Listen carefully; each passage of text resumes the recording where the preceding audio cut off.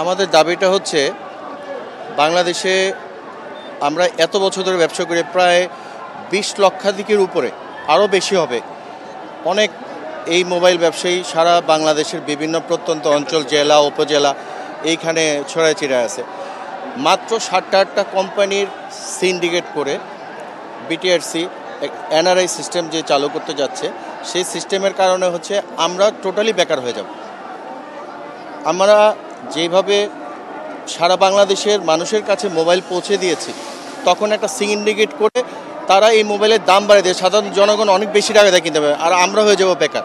দেখেন, আমরা সরকারকে ট্যাক্স দিতে চাই, আমরা বৈধভাবে মোবাইল আনতে চাই, কারণ আমরা যে মোবাইলগুলি বিক্রি করি তারা আমাদেরকে বলতে পারে অবৈধ, বাট এটা অবৈধ না। এটা হচ্ছে ম্যাক্সিমামই হচ্ছে সারা বাংলাদেশের বাইরে থেকে যত ট্যুরিস্ট, যত মিডল ইস্ট থেকে, মালয়েশিয়া, চায়না, হংকং, সিঙ্গাপুর, এইসব দিক থেকে প্লেনে যেসব যাত্রীরা আসে তাদের কাছ থেকেই আমরা এই সংগ্রহ করি, তারা আমাদের কাছে বিক্রি করে। আপনি ফর এক্সাম্পল একটা জিনিস দেখেন, আমি একটা ফোন এখানে ওয়ারেন্টি ছাড়া 1 লক্ষ টাকা কিনতে পারতেছি, সেই মোবাইলটা সিন্ডিকেটরা এখনই বিক্রি করতেছে তাদের শোরুমে হচ্ছে 2,20,000 টাকা।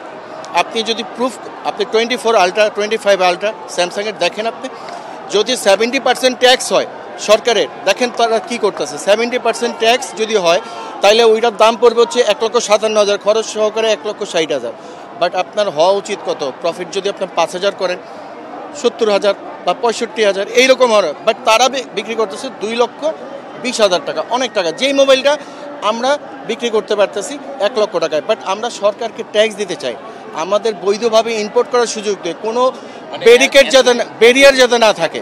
আমাদের বৈধ কোনো আমদানির সুযোগ ছিল না, কারণ আমাদেরকে ব্র্যান্ড করার জন্য আগে ছিল, আজ থেকে প্রায় 7-8 বছর, 10 বছর আগে এরকম বিভিন্ন রকম মোবাইল আমরা এলসির মাধ্যমে আনতে পারতাম। কিন্তু যখন থেকে সরকার নির্ধারণ করলো যে তারা এখানে ফ্যাক্টরি করবে, বা তারা ওইভাবেই ইয়েটা করলো, যে নির্ণয় করলো যে এলাকায় যে না, আমরা কোনো রকম ব্র্যান্ড ছাড়া আমরা কোনো কারো অ্যালাউ করবো না, আমরা বৈধভাবে আনতে চাই। বাট তারা আমাদের টোটাল সিস্টেমটাকেই, মানে তারা এনআরআই চালু করলে আমরা আর কোনোভাবে পারবো না। আপনি 57% ট্যাক্স দিয়েও আমরা আনতে চাই, বাট বিষয়টা তারা হচ্ছে তারা তো আমাদেরকে লাইসেন্স দেবে না। আমার পক্ষে তো সম্ভব না একসাথে 100 কোটি টাকা, 150 কোটি টাকার মোবাইল আনা। আমার অ্যাবিলিটি আছে হচ্ছে 1 কোটি, 1.5 কোটি, 2 কোটি টাকার। আমার যতটুকু অ্যাবিলিটি আছে আমি তাই দিয়ে আমি মোবাইল আনবো, আমাকে যদি বলা হয় আপনি অন্য ব্র্যান্ড করেন, কতগুলি পরিবার, 20 লক্ষ মানুষের সাথে 4 জন করে হিসাব করলে প্রায় 1 কোটির কাছাকাছি পরিবার ক্ষতিগ্রস্ত হবে। এই সেক্টরের সাথে অ্যাক্সেসরিজ আছে, সার্ভিসিং সেক্টর আছে, এগুলি সমস্ত। আমাদের দাবিটা হইল মোবাইলের ব্যাপারে। আমরা যে দেশে দেশে আসলে আমাদেরকে 3-4টা মোবাইল আনতে দিতে হবে। সরকারের নিজের মন মতন করে, কখনো কয় 1টা, কখনো কয় 2টা, এটা তো আমরা মানতে পারি না। ঠিক আছে, আমাদের এখন দিয়েছে 3টা, 2টা নতুন 2টা, 1টা পুরান। ঠিক আছে, এটা মানলাম, কিন্তু সরকার যে আইন করছে, আমি বিদেশ থেকে ছুটিতে 6 মাসে ছুটিতে আইসা আমি 2 মাস থাকতে পারবো। 2 মাস পরে আমার যে ফোনটা, এই ফোনে এটা আবার 2 মাস পরে আমার রেজিস্ট্রেশন করতে হবে। কেন? কারণটা কি? 2 মাস পরে আমার রেজিস্ট্রেশন করতে হবে কেন? কারণ আমি 6 মাস ছুটি থাকবো, 6 মাস আমি চালাবো, কারণ আমি একটা প্রবাসী। ঠিক আছে, আমার টাকা দিয়ে তারা চলে। সমস্যা আমার ঝামেলা, আমি পারবো না, কারণ আমি অনেক ক্লান্ত। ঠিক আছে, কারণ আমি ছুটির দিকে আসলে অনেক ঝামেলা নিয়ে আসি, অনেক ইয়া করে আসি আমার ফ্যামিলিতে, আমি এটি নিয়ে পারবো না। দ্বিতীয় কথা হলো কোনটা, আমার এই যে ফোনটা, 3টা ফোন যে আনতে দিবেন এয়ারপোর্ট দিকে, আমার ফোনটা আনার সাথে সাথে আমার কোনো হয়রানি করতে পারবেন না। জমা করার পর যদি এটারে ফুট করে ভেঙে দেওয়া, এটা হইলো না। আমাদের যে ব্যবসায়ী যারা অতীত করেই দিয়েছে, এখন একটা সেট বিদেশ স্থানে 57% ট্যাক্স দিয়ে দেবো। যদি আমি 20,000 টাকা সেট টানি, ওইটা আপনার হয়ে যাবে 42,000, 43,000 টাকা। আপনি যে কোনো মোবাইলের সব ফোন, যে কোনো ঢোকা, যেটা বাইরে যেটা আসে আনঅফিসিয়াল, যেটা এখন বাংলাদেশে যারা আছে ম্যাক্সিমাম আইফোনগুলো আছে, বাংলাদেশে আইফোন কোনো অফিসিয়াল কোনো সেট নাই। যার মন্ত্রী মতো যারা সবাই তো আইফোনই চালায়। এটা তো আপনি আগে বিগত চলতেছে, এখন যে ধারণ করছে 57% হইলে তো আপনি ব্যবসায়ীর জন্য যারা বর্তমানে যে প্রায় 10 লক্ষ 20 লক্ষ ব্যবসায়ী জড়িত আছে, হঠাৎ করে আইন করা হয়, আমরা সবাই দোকানদার ট্যাক্স দিতে বাধ্য। কারণটা কি? সরকার যে আইন করবে এটা শ্রদ্ধাশীল সবার। এখন ট্যাক্স বলতে কি হঠাৎ করে 57%। আর বর্তমানে যে একটা অ্যাসোসিয়েশন আছে, তার বাংলাদেশের 9টা কোম্পানি তারা মানে এটা এক সিন্ডিকেটের মাধ্যমে তারা নিয়ে যেতেছে।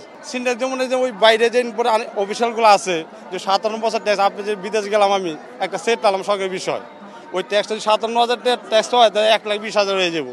তো এই সেটটা পরবর্তী আমি এটা সেল করবো কি, আমি একটা বিপদে পড়তে পারি, এক কাস্টমার বিপদে বলে অসুস্থ হইলো, একটা রুগী বা একটা বিক্রি করে একটা আরেকটা চিকিৎসা করবো, এটা হিসাবে পারতেছে না। 1,20,000 সেটটা নিব না, 40,000 সেটটা। এই যে জিনিসটা 57% যেটা ভ্যাটটা বলতেছে, এটা যেন আমাদের ভ্যাটটা কমানোর জন্য আমরা এই বিষয়টাতে এতে এসেছি। না আগে কোনো ভ্যাট ছিল না, কিছু ছিল না, তো আবার বলছে কি যে রেজিস্ট্রেশন করবো, করবো, এটা মানে 57% ভ্যাট চাপাইবে। তো এটা তো আমরা তো এতটা দিয়ে তো সম্ভব না, ভ্যাট দিয়ে তো ব্যবসা তো করতে পারবো না। এনইআর সিস্টেম, তো এই সিস্টেমটা হয়ে গেলে ধরেন যে আমাদের অনেক জনগণের সমস্যা পড়বে, এত দাম দিয়ে তো ফোন তো নিতে পারবে না। আমাদের যে গ্রে মার্কেটটা তৈরি হয়েছে, এটা একদিনে তৈরি হয়নি, এটা 15 বছর ধরে স্ট্রাগলের পরে আজকে আমাদের এই মার্কেটটা সারা বাংলাদেশ ব্যাপী তৈরি হয়েছে। সেখানে হচ্ছে যে সরকার প্রথম থেকেই গ্রে মার্কেটের উপর ওইভাবে নজর দেয়নি যে গ্রে মার্কেটেরা এরা ব্যবসায়ীরা কীভাবে করতেছে, এভাবে এদের থেকে কীভাবে ট্যাক্স নেওয়া যায় বা ব্যাট নেওয়া যায়, এদের থেকে আগের থেকে তারা মাঠ পর্যায়ে কোনো কাজ করেনি। তারা কমপ্লিটলি 9টা কোম্পানির সিন্ডিকেট তৈরি করে সেখান থেকে তাদের প্ররোচনা পুরা গ্রে মার্কেটটা বন্ধ করার জন্য একটা এনআইআর সিস্টেম চালু করতে চাচ্ছে। অবশ্যই ভালো হয়, তাহলে বাজারের মধ্যে প্রতিযোগিতামূলক ব্যবসা হয়। কারণ দেশের বাইরে গোল্ডের দাম হয়েছে 1,80,000 টাকা, বাংলাদেশে হচ্ছে 2,20,000 টাকা। এইভাবে প্রতিটা পণ্যের মধ্যে দেশের বাইরে কম পাওয়া যায়। আমাদের দেশ থেকে যারা বাইরে যায়, আসা যাওয়া করে, তারা মনে করে যে আমি 50,000 টাকা প্লেন ভাড়া দিব, যদি আমি 2টা মোবাইল নিয়ে যাই ব্যবসায়ীদের কাছে বিক্রি করতে পারি, আমার 10,000 টাকা সেভ হবে। সুতরাং অনেকগুলো ওয়ে আছে। এখন যে এনআইআর সিস্টেমের কারণে আমাদের টোটাল গ্রে মার্কেটটা বন্ধ হয়ে যাবে। আমরা অনেকবার বলছি এটা সংস্কার করার জন্য, কিন্তু সরকার আজ পর্যন্ত আমাদের মোবাইল কমিউনিটি, বাংলাদেশ মোবাইল কমিউনিটির সাথে কারোর সাথে কোনো যোগাযোগ করে নেই। তারা তাদের কথাই বলে দিচ্ছে, তারা এটাকে বোঝাতে চাচ্ছে যে এটা অবৈধ মোবাইল। কি করি অবৈধ মোবাইল হয়? এখানে কেউ টাকা দিয়ে অবৈধ মোবাইলে ব্যবসা করবে? এটা বলতে গেলে সরকার বোঝাচ্ছে আমরা যে গ্রে মার্কেটে মোবাইলটা বিক্রি করি, আমরা যে যারা রেমিটেন্স যোদ্ধা যারা বিদেশ থেকে আসে, তারা একটা দুইটা মোবাইল নিয়ে আসে, ওইটা এসে কি করে দেখা গেছে যাওয়ার সময় বিক্রি করে যায়। ওইটাই আমরা কিনে রেখে ওইটাই আমরা বাজারে বিক্রি করি। ওইটা কি ওরা বলতেছে যে এটাই আমরা কপি সহকারে বিক্রি করতেছি, কিংবা এটাকে আমাকে এই বিক্রি করার ক্ষেত্রে তারা বাধা দিতেছে। এখন চাচ্ছে এরা এটাও বিক্রি বন্ধ করে দেবে, এনআরআই সিস্টেমটা করে এটা বিক্রি করাটা টোটালি বন্ধ করে দেওয়ার চিন্তা করতেছে। না, ওইটা বিক্রি করতে পারবে না। এনআরআই সিস্টেম যেটা, ওইটা যদি এখন চালু করে তাহলে ওইটা টোটালি কেউ বিক্রি করতে পারবে না। যেমন আমাদের মোটরসাইকেল আমরা কিনলে যেমন বিক্রি করলে এক জায়গায় লাইসেন্স ট্রান্সফার করতে হয়, ওরকম ভাবে তারা সিস্টেম করতেছে যেন নাম ট্রান্সফার করে দিতে হয়। তো একটা মোবাইল আমারটা আমি বিক্রি করবো, আপনি কি আমার কাছ থেকে নাম ট্রান্সফার করে কিনবেন? এটা কি হয় কখনো? কেউ আমাদের কাছ থেকে নিবে?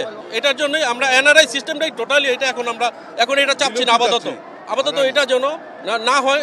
আমাদের জনগণের 20 লক্ষ জনগণের এটার জন্য সুবিধা হবে, 20 লক্ষ ব্যবসায়ী আছে, তারপরে আপনার ভোক্তাদের বেশি ক্ষতি হবে, এই ভোক্তাদের বেশি সবচেয়ে বেশি হবে। আপনি এক্সচেঞ্জ করে নিতে চাচ্ছেন, কিন্তু এই অপশনটা আপনি পাচ্ছেন না। আপনি আমার থেকে একটা নতুন ফোন ক্রয় করবেন আপনার সেকেন্ড হ্যান্ড ফোনটা এক্সচেঞ্জ করে, কিন্তু এই অপশনটা আর থাকবে না। একটা প্রবাসী এত কষ্ট করে বছর টাকা জমায় ধরেন একটা ফোন দেশে নিয়ে আসলো, সেই ফোনটা উনি 60 দিনের বেশি বাংলাদেশে থাকলে ওনার রেজিস্ট্রেশন করে ইউজ করতে হবে। কেন? যদি এটা করাই উচিত হইতো, সঠিক হইতো, তাহলে আমাদের 20 লক্ষ ব্যবসায়ীদের সাথে বসতো, আগে বৈশা আমাদের সাথে পরামর্শ করতো আপনাদের কিভাবে ভালো হয়, দেশের জন্য কিভাবে ভালো হয়, এটা বুঝে তারপরে আমাদের এই ডিসিশনটা দেওয়া উচিত ছিল এই সরকারের। কিন্তু আমাদের সাথে কোনো রকমের কোনো যোগাযোগ না করে এই সরকার এরকম একটা সিদ্ধান্ত নিয়েছে একঘেয়েমিভাবে। টেকনো, ইনফিনিক্স, এই স্যামসাং, ভিভো, অপ্পো, এই কোম্পানি তারা হচ্ছে অফিসিয়াল ফোন বিক্রি করে। তারা ছাড়া মার্কেটে অন্য কোনো ডিভাইস অন্য কেউ কোনো কিছু বিক্রি করতে পারবে না। তারা 7.5% ট্যাক্স দেয়। তারা 7.5% ট্যাক্স দেয়। একটা ফোনের আমাদের ট্যাক্স ধরছে 57%, তারা দিচ্ছে 7.5%। একটা ফোনের পার্টসের ট্যাক্স দিয়ে পুরো ফোন বাংলাদেশ আইনা অ্যাসেম্বলি করে তারপরে বিক্রি করতেছে।